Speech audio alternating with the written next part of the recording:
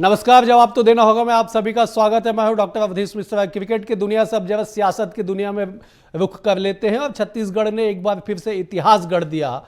प्रधानमंत्री आवास योजना के निर्माण में 5 लाख आवास बना दिए गए महज 10 माह के कार्य दिवस पे। इसके बाद छत्तीसगढ़ में सियासी ट्रेन दौड़ पड़ी है कि साहब इतना जल्दी कैसे। विपक्ष सवाल पूछ रही है कि कैसे संभव हुआ। सरकार आंकड़े दे रही है कि इस आंकड़े को देख लीजिए, जिलेवार आंकड़े सरकार ने दिए कि इसे वेरीफाई कर लीजिए और उत्साहित हो जाइए कि छत्तीसगढ़ ने देश भर में एक साल के भीतर सबसे ज्यादा प्रधानमंत्री आवास बनाने का रिकॉर्ड जो है छत्तीसगढ़ ने बनाया है। देख लीजिए खास रिपोर्ट, उसके बाद करेंगे चर्चा की शुरुआत।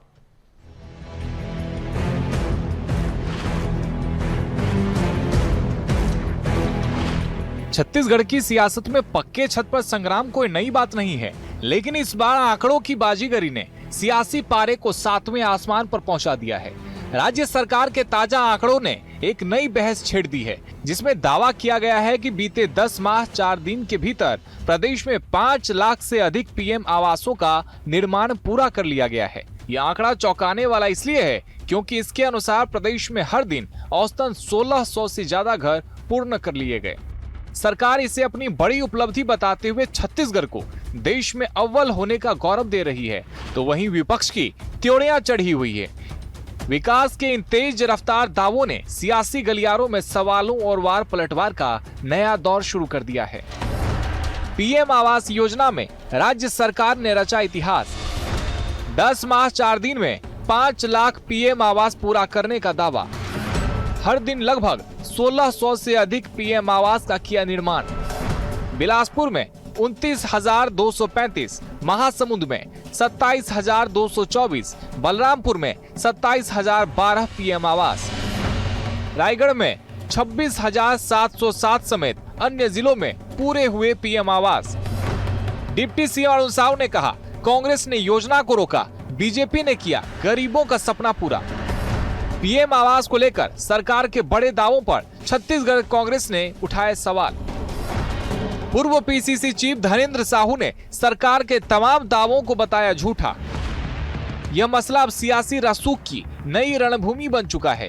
डिप्टी सीएम अरुण साव ने इसे मोदी की गारंटी का विजय रथ बताते हुए हुंकार भरी है कि जिस सपने को कांग्रेस ने अटकाया था, उसे भाजपा ने 18 लाख घरों के संकल्प से संवारा है। वहीं कांग्रेस इन आंकड़ों को कागजी महल करार देकर सरकार पर जनता की आंखों में धूल झोंकने का आरोप लगा रही है। मोदी की गारंटी में हमने वादा किया था कि सरकार का पहला काम गरीबों को प्रधानमंत्री आवास देना होगा, जिसे कांग्रेस पार्टी ने रोका था, छीना था। और जब से राज्य में विष्णुदेव साय जी के नेतृत्व में सरकार बनी है, कैबिनेट की पहली ही बैठक में 18 लाख प्रधानमंत्री आवास की स्वीकृति हुई। हमारी सरकार ने योजनाबद्ध तरीके से, हमारे प्रशासनिक अधिकारियों ने लगातार समन्वय बनाकर, समयबद्ध तरीके से रणनीति बनाकर, कुशल कार्य योजना बनाकर ये रिकॉर्ड बनाया है। कहीं भी कोई प्रधानमंत्री आवास पूर्ण नहीं हो पाया है इन 2-2.5 सालों में, 2 सालों में जब से इनकी सरकार बनी है। उनके किस्त के पैसा ही नहीं आ रहे। ये झूठे दावे लगातार सरकार करे जा रही है, जनता को गुमराह कर रही है। छत्तीसगढ़ में पक्के मकानों पर मचे घमासान ने यह साफ कर दिया है कि यहाँ विकास की परिभाषा अब आंकड़ों की होड़ में तब्दील हो चुकी है। सरकार जिसे अपनी सबसे बड़ी उपलब्धि और इतिहास रचने का दावा मान रही है, विपक्ष ने उसी रफ्तार को अपनी ढाल बनाकर सरकार की नीयत पर सवाल दाग दिए हैं। कुल मिलाकर आवास की यह जंग अब भरोसे और दावों के बीच फंस गई है। श्रेय लेने की सियासी खींचतान में असली सवाल यही बचता है कि ये पक्के मकान हकीकत की बुनियाद पर खड़े हैं या सिर्फ सियासी फाइलों में। रायपुर से संवाददाता शिवम दुबे की रिपोर्ट। इस रिपोर्ट को देख के आप समझ गए होंगे कि क्यों छत्तीसगढ़ में आवास के नाम पे सियासत अनवरत जारी है। चलिए सीधे चर्चा की शुरुआत करेंगे। 3 बेहद खास और वरिष्ठ मेहमान हमारे से जुड़े मेहमानों का परिचय आपसे करा देता हूं। बीजेपी की ओर से सुनील चौधरी जी है, वरिष्ठ नेता है, प्रवक्ता रह चुके। चौधरी जी बहुत स्वागत है आपका। कांग्रेस की ओर से अजय गंगवानी साहब है, वरिष्ठ नेता है, प्रवक्ता। अजय जी आपका भी स्वागत है। बतौर राजनीतिक विश्लेषक सूबे के वरिष्ठ पत्रकार के शर्मा भी हमारे साथ है। के जी आपका भी बहुत बहुत स्वागत है। के जी चर्चा की शुरुआत आपसे करता हूं। आंकड़े, कागज, इस तरह के दस्तावेज और इस पे सियासत, कोई नई बात नहीं है। लेकिन जिस तरह से दावे किए जा रहे साहब कि 10 माह के भीतर 5 लाख मकान बना दिए गए और देश भर में सर्वाधिक, मैं पढ़ रहा था उस रिपोर्ट को, मानसून की अवधि को मिला के, बारिश के दिनों को मिला के भी एक दिन में 1600 मकान बनाए गए, इसे उपलब्धि कहेंगे या जनता के प्रति किए गए वादे को पूरा करने की तत्परता कहेंगे या केवल सियासी दावे कहेंगे? के जी। उदय जी, ये सियासत और विकास दोनों से जुड़ा हुआ है। भाजपा ने कांग्रेस के को सत्ता से बाहर करने में, किसानों के मामले में चाहे 3100 रुपए की बात करें, और दूसरा ये आवास का मुद्दा और स्वच्छ जल जो घर घर देने की बात है, ये प्रमुखता से शामिल किया था। अब आंकड़ों की ही बात हो रही है। ये योजना जनता की दृष्टि से बहुत ही महत्वपूर्ण है। एक गरीब व्यक्ति जिसके सर पर यदि छत हो जाए, पक्का छत, इससे बड़ा सपना उसका नहीं हो सकता, पूरा जीवन गुजर जाता है। एक सरकारी कर्मचारी भी पेंशन के बाद एक मकान बना पाता है। बिल्कुल। तो इस दृष्टि से ये आप देखिए कि इसको महत्व को लेकर के 2015 में शुरू होता है। रमन सरकार में 3 लाख बनने की बात आती है, फिर भूपेश बघेल 11 लाख कहते हैं, विधानसभा में कई बार बात आती है, चरणदास महंत इसको सीबीआई जांच की मांग की बात कहते हैं।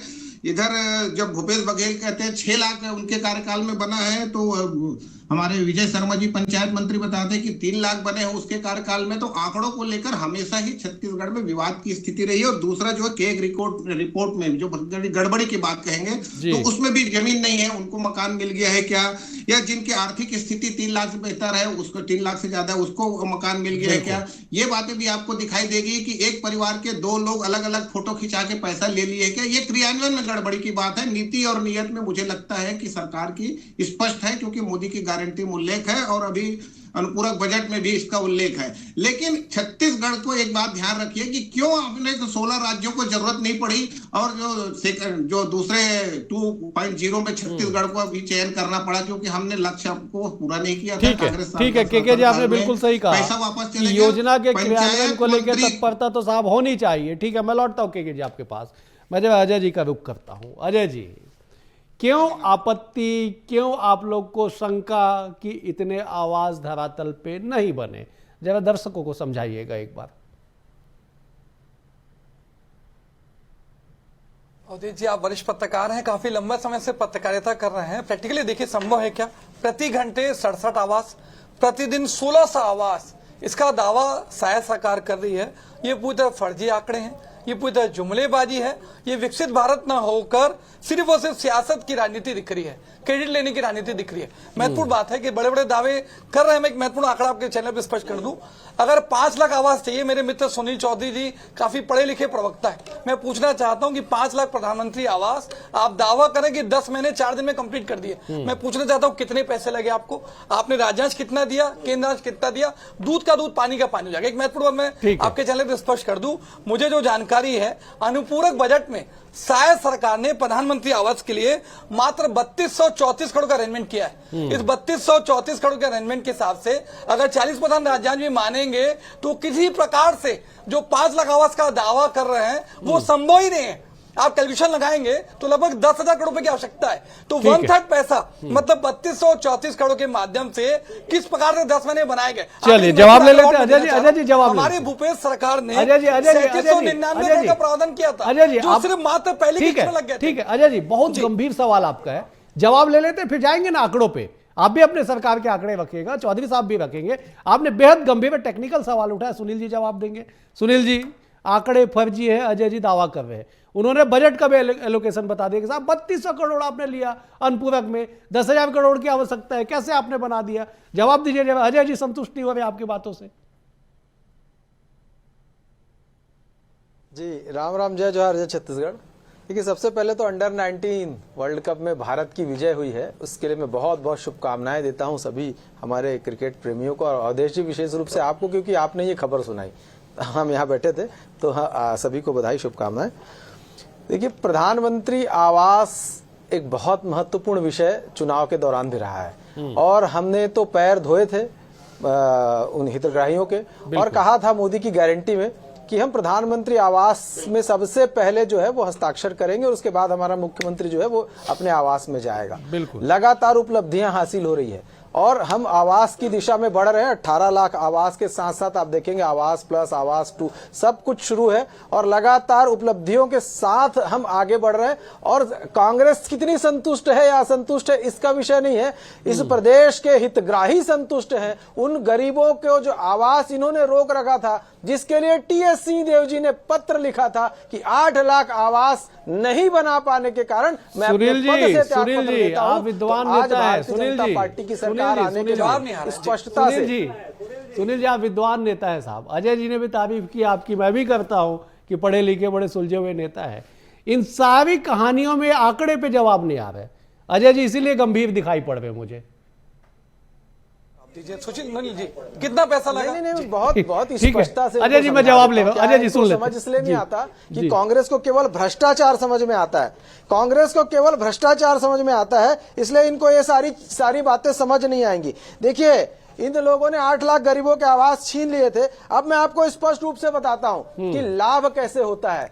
देखिए ये कहते हैं कि बजट में इतना प्रावधान था। अवधेश जी, बजट में प्रावधान यदि किसी मद पर है तो उसको बढ़ाने या कम करने का अधिकार तो सरकार के पास होता है। नहीं, सरकार के नहीं, पास नहीं, नहीं, ऐसा नहीं अजय, सुनील जी ऐसा नहीं, सुनील जी ऐसा नहीं, सुनील जी ऐसा अरे आप सुन तो लो ना, आप सुन तो लो, बहुत स्पष्टता से मैं आपको बता दे रहा हूं। आप प्रति वर्ष 40,000 आवास बनाते थे 2018 से 2023-24 तक, प्रति वर्ष 40,000 औसतन बनाते थे, जबकि आपको 4 से 5 लाख आवास प्रतिवर्ष बनाना था। आप वो बना नहीं पाए। कुल स्वीकृत आवास 18,12,743 थे। सुनिए ना, आपने नहीं बनाया। अब हमारी सरकार लगातार काम कर रही। आंकड़े की बात मत बोलिए, स्पष्टता से बात कर रहा हूं। स्पष्ट फर्जी आंकड़े हैं क्या?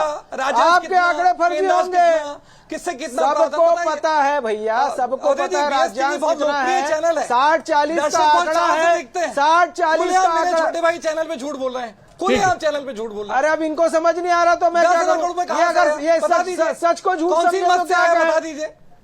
मैं सिंपल अजय जी जवाब आने दीजिए। अजय जी एक बार जवाब आने दीजिए। कहां से प्रावधान है? ठीक है। अरे अब ये बोलने नहीं देंगे, केवल अपना राग अलापेंगे तो कैसे चलेगा? आप मुझे बताइए। थोड़ा संक्षेप में, पहला ही सवाल। बजट में प्रावधान होता है अवधेश जी, यदि कोई पढ़ता लिखता होगा तो उसको स्पष्ट रूप से मालूम होगा कि प्रावधान यदि है तो उस राशि को बढ़ाया जा सकता है, प्रत्याशा में भी बढ़ाया जा सकता है। अब इनको कोई टेक्निकल कभी जनप्रतिनिधि के रूप के काम करने का अवसर तो है नहीं।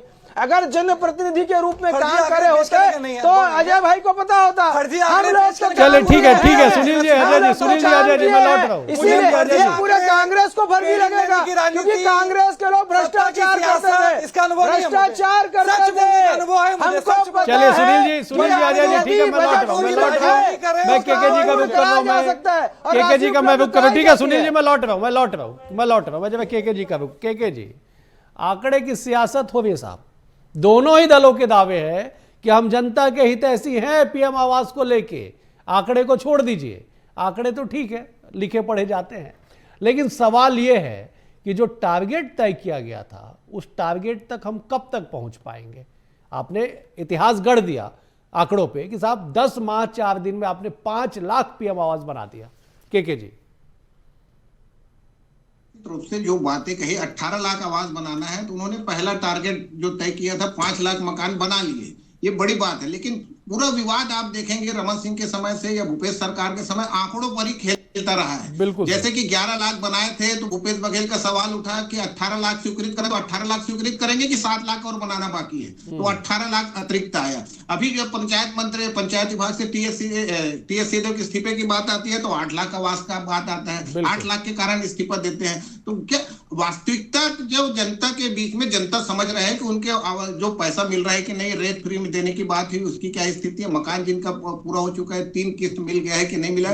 जनता मतदान के माध्यम से स्पष्ट करती है। जनता ने बड़ी अपेक्षा के साथ मोदी की गारंटी पर विश्वास करते हुए, खासकर गरीब मतदाता जो है, जिनको घर चाहिए, पानी चाहिए, शौचालय चाहिए, इन मतदाताओं ने जो भाजपा पर विश्वास व्यक्त किया है और कांग्रेस सरकार में इसको कहीं ना कहीं उपेक्षित किया, ये कहा जा सकता है। मैं तो स्पष्ट रूप से कह सकता हूं, क्योंकि 60-40 नहीं 90-10 की बात आई थी और बाद में ये प्रधानमंत्री को नाम को लेकर के मुख्यमंत्री के नाम से किया गया। 50,000 लोगों को पहली किस्त चुनाव के पहले देना पड़ा, क्योंकि भाजपा इस पर बड़ा मुद्दा बना चुकी थी और प्रधानमंत्री ने स्पष्ट कहा था कि हमारी सरकार आते ही पहला काम ये करेंगे और ये हुआ है। और आंकड़ों की जहां तक बात है तो इसको स्पष्ट करना चाहिए। ऑनलाइन है तो उसमें रेंडमली जांच कर से क्या पता लगाया जा सकता है कि जिस व्यक्ति का नाम है उसको मकान मिला है कि नहीं मिला। कांग्रेस एक बड़ी पार्टी है, बूथ स्तर पर बड़े कार्यकर्ता है, तो उनकी एक जांच यदि हो तो मुझे लगता है गड़बड़ी सामने आ सकती है। चलिए अजय जी, जी केके जी ने बड़ी अच्छी बात कही कि साहब आप तो सबसे बड़ी सबसे पुरानी पार्टी है आप देश के, बूथ लेवल पे आपके लोग हैं, आप तो मंडल तक पहुंच गए, गठन कर लिए, सब कुछ हो गया। जरा अपने ही लोगों से सोर्सेज से जरा आंकड़े वेरीफाई कर लीजिए। एक नैरेटिव हम खींच लेते हैं साहब, आज से नहीं सालों साल से, कि साहब आंकड़े फर्जी है, कैसे काम चलेगा। अजय जी, सवाल यहाँ पे गरीबों को है, जिनके सिर पे छत नहीं है उनको छत मिलने का सवाल है। अच्छा प्रश्न अवधेश जी उठाया। मैं सबसे पहले BSTV चैनल को शुक्रगुजार हूं कि एक ऐसे मुद्दे पर उन्होंने डिबेट की जो कहीं ना कहीं गरीब के आवाज के सपने के ऊपर। देखिए महत्वपूर्ण बातें में जो बातें कर रहे हैं, जो आंकड़े रख रहे हैं, उसके पीछे की तथ्य 3 बातें मैं स्पष्ट कर दूं आपके महत्वपूर्ण चैनल पे। हमारी भूपेश सरकार ने अक्टूबर माह में जो आवास थे उसके लिए प्रति जो पहली किस्त थी वो जारी की थी। सिर्फ पहले किस्त के लिए हमको 3234 करोड़ रुपए लग गए थे, सिर्फ पहली किस्त की बात कर रहा हूं अवधेश जी। और ये दावा कर रहे हैं 5 लाख प्रधानमंत्री आवास का। ये स्पष्ट रूप से दिखता है कि अगर मेरे पास बजट में प्रावधान नहीं है तो मैं कैसे प्रधानमंत्री आवास। बजट में प्रावधान नहीं तो पैसे कहां से आ गए? दूसरी नहीं, बजट में प्रावधान आप नहीं बोल रहे हो, आप कहते हो, अरे आप ही कह रहे हो, आप कह रहे हो कि बजट में प्रावधान है। प्रधानमंत्री आवास के लिए बजट में प्रावधान है। प्रधानमंत्री आवास के लिए छत्तीसगढ़ सरकार के बजट में प्रावधान है। यदि 1 रुपए का भी प्रावधान किया गया तो उस मत पे आगे बढ़ा जा सकता है। ठीक है सुनील जी, 1 मिनट सुनील जी, अजय जी का जवाब आना है। 1 रुपए का भी किया जाता है। सुनील जी मैं कंप्लीट कर लूं। सुनील जी, एक मिनट अजय जी मैं इंटरप्ट कर रहा हूं। सुनील जी, मेरा निवेदन साहब, बहुत गंभीर मामले पे लाखों लोगों के सिर पे छत का सवाल है, उस विषय पे डिबेट है। एक एक करके एक बार अजय जी को अपनी बातें कह लेने दीजिए, मैं सीधे आपके पास आऊंगा। अजय जी, एक आंकड़े पे मुझे कंफ्यूजन है। आपने कहा कि साहब मेरी भी सुनेंगे साहब। ठीक है अजय जी ओपनिंग स्टेटमेंट में बोलने लग गए। ठीक है अजय जी, एक आंकड़े पे मुझे कंफ्यूजन है, आप ही के दिए हुए आंकड़े पे। आपने कहा कि शायद सरकार ने अनुपूरक बजट में 3234 करोड़ का प्रावधान किया, जबकि आपको 10,000 करोड़ की आवश्यकता थी। फिर आपने कहा कि भूपेश सरकार को पहली किस्त देने में 3234 करोड़ की आवश्यकता हो गई। दोनों में 3234 करोड़ का क्या मामला है? 3799 अवधेश जी।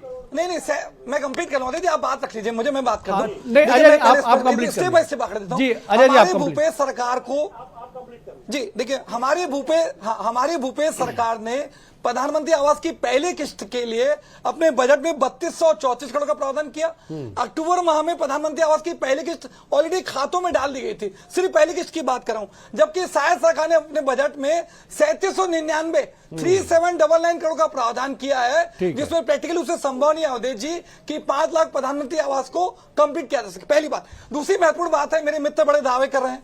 माननीय रमन सिंह ने, पूर्व मुख्यमंत्री ने 2018 के विधानसभा सत्र में प्रधानमंत्री आवास के प्रश्न के जवाब में दिया था कि हमारे 3 साल की सरकार ने 2015 से 2018 जो है ग्रामीण आवास जो है 2,37,000 बनाए और शहरी आवास बनाए 19,000। मतलब मात्र रमन सरकार ने पूरे 3 सालों में 2,56,000 प्रधानमंत्री आवास बनाए। तो ये क्या स्वीकार करते हैं कि मात्र 2,56,000 बनाए, जबकि बोल रहे हैं कि 10 महीने में 5 लाख से ज्यादा आवास बनाए? तो क्या रमन सरकार नाकारा थी? ये दिखता है कि फर्जी आंकड़े। दूसरी महत्वपूर्ण बात है, हमारी भूपेश सरकार ने 5 सालों में प्रधानमंत्री आवास के 10 लाख आवास बनाए। अभी बैठे बैठे गूगल कर लीजिए, प्रधानमंत्री आवास की जो ऑफिशियल वेबसाइट है 98% पूरी जिम्मेदारी होती जी कह रहा हूं, भूपेश सरकार 98% लक्ष्य पूरा करके देश के अग्रणी राज्यों में थी। दूसरी महत्वपूर्ण बात जो अंडरलाइन कर दूं, इन्होंने एक सुशासन तिहार बनाया अवधेश जी। सुशासन तिहार में 40 लाख आवेदन आए थे। सबसे अधिक आवेदन, आप खुद वरिष्ठ पत्रकार हैं, 10 लाख से अधिक आवेदन मात्र प्रधानमंत्री आवास के लिए थे। मतलब छत्तीसगढ़ की जनता बेचारी सबसे ज्यादा प्रधानमंत्री आवास के लिए परेशान थी। अगर ये आवेदन, दूसरी आखिरी महत्वपूर्ण बात है, इतने लाखों आवेदन अभी भी वेटिंग लिस्ट में बाकी है। भैया आपने 5 लाख आवेदन दे दिए, पूरा कर दिया। अजय जी अब जवाब ले लेता सुनील जी से। अजय जी, इतने सारे नाम वेटिंग लिस्ट पे क्यों बाकी है? अजय जी अब जवाब ले ले। सुनील जी देखिए, कुल मिला के अजय जी आंकड़ों के आसपास है कि साहब आपने जो आंकड़े दिए हैं वो आंकड़े धरातल पे नहीं है। अजय जी का दावा है, जरा सा कुछ तथ्यात्मक कुछ अजय जी को बताइए, दर्शक भी सुने, उन्हें भी आनंद आए। बिल्कुल बहुत टू दी पॉइंट बात करें, बिल्कुल डिस्टर्ब नहीं करूंगा मैं। बिल्कुल टू दी पॉइंट है, आप बहुत शालीनता से सुन लेंगे। जी। देखिए अवधेश जी, मुझे समय दीजिएगा, मैं भूपेश बघेल जी की सरकार का ही बोल रहे थे ना, तो मैं एकदम आंकड़े अब आपको लिखित आंकड़े बता देता हूं। भूपेश बघेल जी की सरकार 2018-19 आवंटित लक्ष्य 25,12,968, मकान बने 4,47,392। ठीक है, यह वर्ष गति का पूर्ववर्ती सरकार की स्वीकृत कार्यों का परिणाम था। 19-20 57,95,150 संचयी था, इसमें मात्र 34,587 और 20-21 59,684, 21-22 23,289 और 22-23 33,575 और 23-24 7,520। ये इनके आंकड़े थे। 40,000 प्रति वर्ष के आवास का औसत था, 4 से 5 लाख बनाए जा सकते थे, और इसी के कारण पंचायत मंत्री तत्कालीन माननीय टीएस सिंहदेव जी ने इस्तीफा दिया था। ये प्रमुख कारण था, अगर आंकड़े की बात करते हैं। अब मैं आपको बताता हूं भारतीय जनता पार्टी की सरकार आने के बाद सफलता की कहानियां कैसे बढ़ती है। मैं आपको बताता हूं, नक्सलवाद से मुख्य धारा की ओर यदि बढ़ने की बात करते हैं तो सोनी हुंगा जो सुकमा की निवासी है, उनका केस आपको बताऊं, प्रधानमंत्री आवास योजना के अंदर उनका मकान बना, उनको तकलीफ। अरे जवाब दे रहा हूं ना, सुनो, फिर ये बीच में बोल रहे हैं अपने बारे में, तो फिर मैं डिस्टर्ब बिल्कुल नहीं कर रहा हूं। मैं हुंगा सोनी की बात कर रहा हूं। हुंगा सोनी को डर लगता, सुनिए आप, सुनिए ना, हुंगा सोनी को डर लगता था, लेकिन माननीय विष्णुदेव साय जी की सरकार आने के बाद उसका मकान बना, अब वो सुरक्षित ठिकाने पर रहती है। दूसरी बात बताओ, रानी मिस्त्री का बताता हूं, स्वयं सहायता समूह के माध्यम से हमारी बहनों को जो है, सुनील जी आप केस स्टडी में कहां उलझ गए? सुनील जी आप केस स्टडी में कहां उलझ गए? काम की 8 लाख लखपति दीदी बनी है। ठीक है, ये हमारे लाभ हैं। सुनील जी आप केस स्टडी में उलझ गए साहब। आंकड़े आए हैं, यहाँ 5 लाख मकान की बात चल रही है, आप एक उदाहरण लेके बैठे, आप केस स्टडी पे फोकस कर रहे। बहुत संक्षेप में जवाब दीजिएगा, इन आंकड़ों के इतर जनता को कितना लाभ होगा? 1600 मकान कैसे बना, तो मैं बता रहा हूं कैसे बना। धरातल पर उतर करके लोगों को काम पर लगाया गया। अरे मैं जो बात कर रहा हूं, जाओ उनके घर भेज दूं आपको, जिनके नाम ले रहा हूं उनके घर भेज दूं, इनको उनके घर भेज दूं क्या?